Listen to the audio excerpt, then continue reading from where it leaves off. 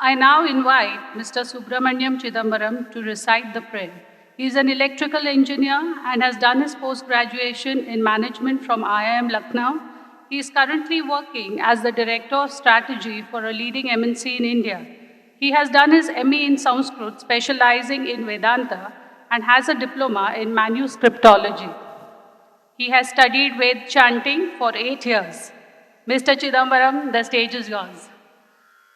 शारदे करुणानिधे सकलानवाम्ब सदा जनान् शारदे करुणानिधे सकलानवाम्ब सदा जनान् चारणादिमगीतवैभव पूरित किल दीक्तते शारदे करुणानिधे सकलानवाम्ब सदा जनान् चारणादिमगीतवैभव पूरित किल दीक्तते शारदे करुणानिधे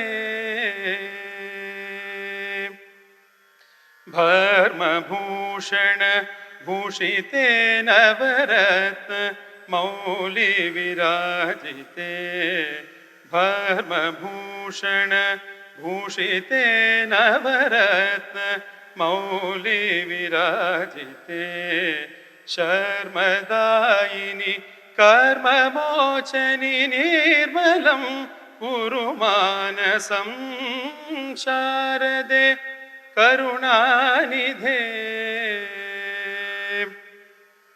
हस्तसन्धृत पुस्तकाक्षपटि सुधाघटमुद्रिके